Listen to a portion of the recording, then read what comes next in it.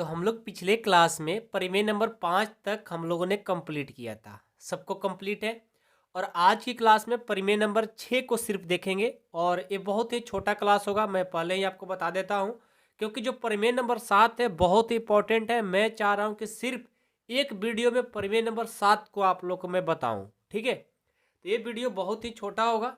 परिमेय नंबर 6 को मैं सिर्फ इसमें डिस्कस करने वाला हूँ, और साथ में परिमेय नंबर 6 भी बहुत ही मोस्ट इंपॉर्टेंट है, ठीक है। 5 तक तो मैं जानता हूं कि आप लोगों ने कंप्लीट कर रखा है। अब परिमेय नंबर 6 है जो बहुत ही इंपॉर्टेंट है। सब लोग हेडिंग डालिए परिमेय नंबर 6। और एक बात बताओ, जो मैंने आपसे कहा था कि आप लोग वो सारे जो मैं देता हूं ना, तो वो सारे क्वेश्चन आप लोग कर लो, तो क्या आपने कर लिया? कर लिया या नहीं किया, पहले मेरे को बताओ। कर लिए हो ना? चलो बहुत बढ़िया। तो चलिए मैं स्टार्ट करता हूँ परिमेय नंबर 6। परिमेय नंबर 6 में देखो, जो मैंने परिमेय नंबर 5 में 3 फार्मूला पढ़ लिए थे, और मैं बोला था कि परिमेय नंबर 6 में 3 और फार्मूला बताएंगे जो कुछ अलग होता है। यही है, ठीक है। पहला है कि कॉस इनवर्स माइनस एक्स लगा रहे हैं, तो इसका फार्मूला होता है pi minus cos inverse x. Pi minus cos inverse x. दूसरा,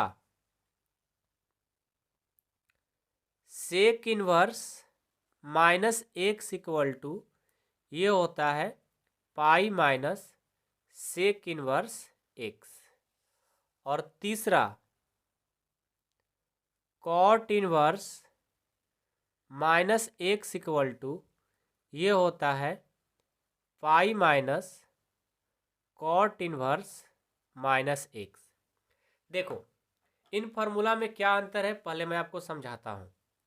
जो परिमेय नंबर आपने 5 और जो परिमेय नंबर आप 6 पढ़ने जा रहे हैं, इन परिमेय से आप लोग का प्रश्नावली 2.1 का प्रश्न बनने वाला है।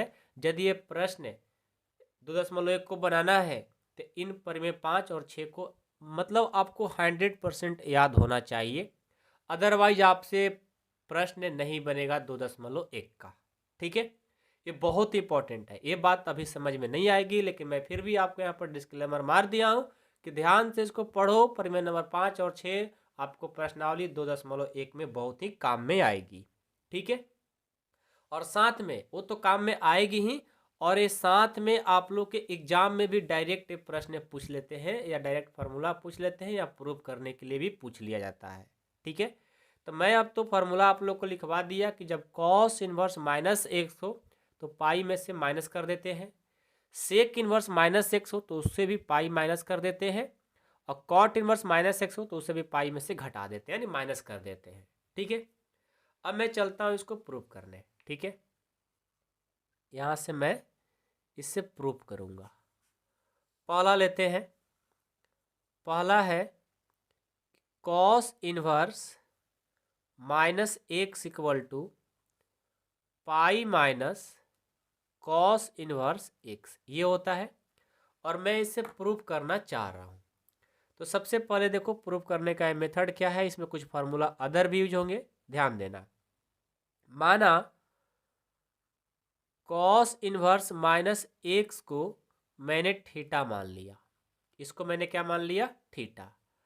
अब मैं क्या करता हूं, ध्यान देना, ये जो कॉस इनवर्स है ना, बराबर के इस साइड चले आएगा, तो माइनस एक्स इक्वल टू हो जाएगा कॉस थीटा। ये इनवर्स है, बराबर किस साइड आएगा तो कॉस थीटा हो जाएगा।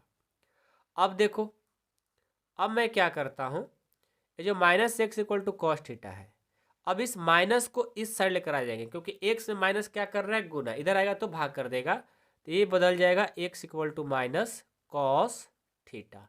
ये हो जाएगा x equal to minus cos theta, ठीक है, कोई दिक्कत नहीं है। अब देखो मैं क्या करता हूँ, एक्स इक्वल टू ये जो माइनस कॉस थीटा है ना, ये कैसे आया होगा आखिर? तो ये देखो, जो फार्मूला आपने 11th क्लास में पढ़ाई किया होगा शायद, मेरे ख्याल से नहीं भी किया हो तो कोई बात नहीं, टेंशन लेने की जरूरत नहीं है। नहीं तो जैसे ही टीचर से सुनते हैं ना बच्चे कि एक क्लास 11th में पढ़ाया गया था, तो आप लोग ज़्यादा ही कुछ सोचने लग जाते हो कि यार मैंने नहीं पढ़ाई किया था, मेरे को समझ में नहीं आएगा। ऐसा कुछ नहीं है, एक छोटी सी बात है, आप यहाँ याद कर लो, बात खत्म। नर्वस नहीं होना है, कॉन्फिडेंस अपना खराब नहीं करना है, वो कुछ नहीं है, आपने नहीं पढ़ाना कोई बात नहीं। 3 फार्मूला है, 3 फार्मूला रट लो, काम हो जाएगा।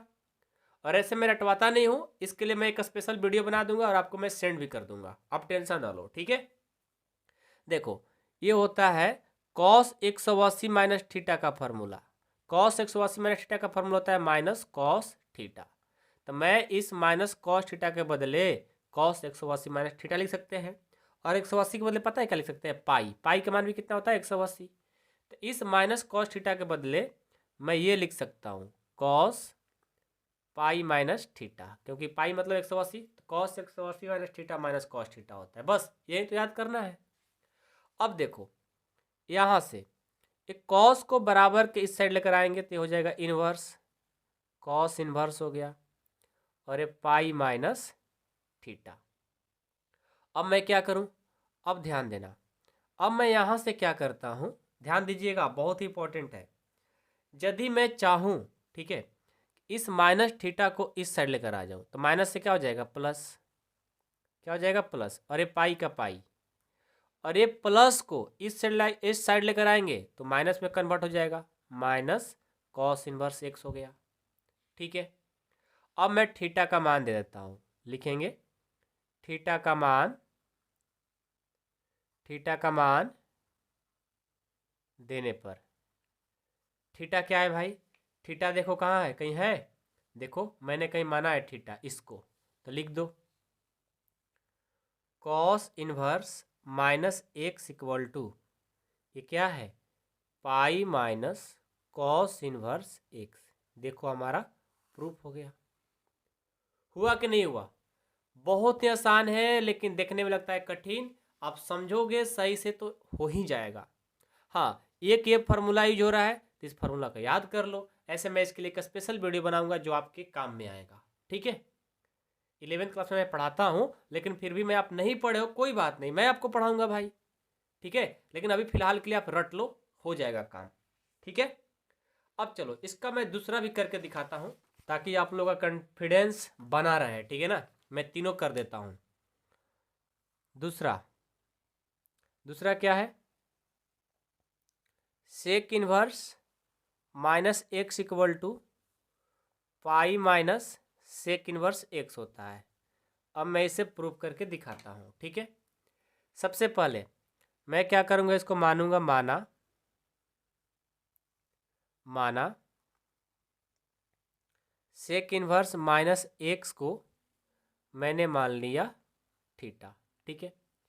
अब मैं क्या करता हूँ, माइनस एक्स इक्वल टू, ये सेक इनवर्स है ना, इधर लाएंगे तो क्या हो जाएगा, सेक थीटा हो जाएगा। अब इस माइनस को बराबर के इस साइड लाएंगे तो क्या होगा, x equal to minus sec theta हो जाएगा। अब यहाँ से ध्यान देना, एक्स इक्वल टू, जो माइनस सेक थीटा है ना, इसके बदले पता है क्या लिख सकते हैं, सेक 180 माइनस थीटा। 180 को मैं पाई लिख सकता हूँ, और एक थीटा का थीटा, क्योंकि यहाँ ध्यान देना, माइनस सेक थीटा का जो फार्मूला होता है ये होता है सेक 180 माइनस थीटा। सेक 180 माइनस थीटा क्या होता है, माइनस सेक थीटा। तो माइनस सेक थीटा के बदले मैंने ये लिख दिया, और 180 के बदले मैंने पाई कर दिया है, और तो कोई चेंजिंग नहीं है। अब इस सेक को इधर लेकर आएंगे तो क्या हो जाएगा, सेक इनवर्स एक्स हो जाएगा, बराबर में पाई माइनस थीटा। अब ये देखो, अब इस माइनस थीटा को इस साइड लाएंगे तो प्लस थीटा हो जाएगा, बराबर, ये क्या है, ये पाई है तो पाई, और ये प्लस इधर जाएगा तो माइनस हो जाएगा सेक इनवर्स एक्स। अब थीटा का मान दे देंगे, लिखेंगे थीटा का मान, थीटा का मान देने पर, थीटा का मान देने पर, थीटा का मान क्या है, थीटा का मान है sec inverse minus x equal to pi minus sec inverse x. ये देखो हमारा आंसर हो गया, ठीक है। चलो ये हुआ दूसरा। अब मैं तीसरा भी देखता हूं। तीसरा है cot inverse minus x equal to pi minus cot inverse x. ठीक है, अब चलो मैं इसको सॉल्व करके दिखाता हूं। माना cot inverse minus x equal to, मैंने मान लिया इसको थीटा। ठीक है, cot inverse minus x equal to मैंने इसको मान लिया थीटा। अब देखो ये माइनस एक्स है ना, माइनस एक्स है। अब ये कॉट इनवर्स है, बराबर किस साइड जाएगा तो क्या होगा, कॉट थीटा। ठीक है, अब देखो यहाँ से ध्यान देना, इस माइनस को इधर लेकर आ जाएंगे तो एक्स इक्वल टू हो जाएगा माइनस कॉट थीटा। ठीक है, अब मैं क्या करता हूँ, x equal to cot theta के बदले में क्या लिख सकता हूँ, कॉट पाई माइनस थीटा। क्यों, क्योंकि फॉर्मूला होता है माइनस कॉट थीटा का, क्या होता है इसके बदले में कॉट 180 माइनस थीटा लिखूंगा तो माइनस कॉट थीटा होता है। तो मैंने उसी को यहाँ पर लिख दिया जो कि 11th में यूज होता है। बस 3 फॉर्मूला आप लोग याद कर लो, हो जाएगा काम। अब इस कॉट किधर लेकर आएंगे तो cot inverse x equal to हो जाएगा पाई माइनस थीटा। अब यहाँ से देखो इस माइनस थीटा को इधर लाएंगे तो प्लस थीटा हो जाएगा, और ये पाई और ये प्लस इधर जाएगा तो माइनस कॉट इनवर्स एक्स। अब थीटा का मान दे देंगे, लिखेंगे थीटा का मान देने पर, थीटा का मान क्या है ये वाला, तो cot inverse minus x equal to pi minus cot inverse x. ये हमारा प्रूफ हो गया। तो देखो प्रमेय नंबर 6 हम लोगों ने बहुत ही प्यार से समझ गए, और मैं उम्मीद करता हूँ कि आप लोग को भी समझ में आ गया होगा। मैं ये वीडियो बहुत ही छोटा बना रहा हूँ, लेकिन फिर भी देखो इसलिए मैं बना रहा हूँ कि परिमेय 7 जो है ना, परिमेय 7 का महत्व समझ लो। परिमेय 7 जो है, इसी 7 परिमेय से 2.1 में भी मदद करेगा, 2.2 में भी, और विविध में भी। या आप कितना भी जटिल जटिल क्वेश्चन करोगे परिमेय नंबर 7 को पढ़ने के बाद ही कर पाओगे।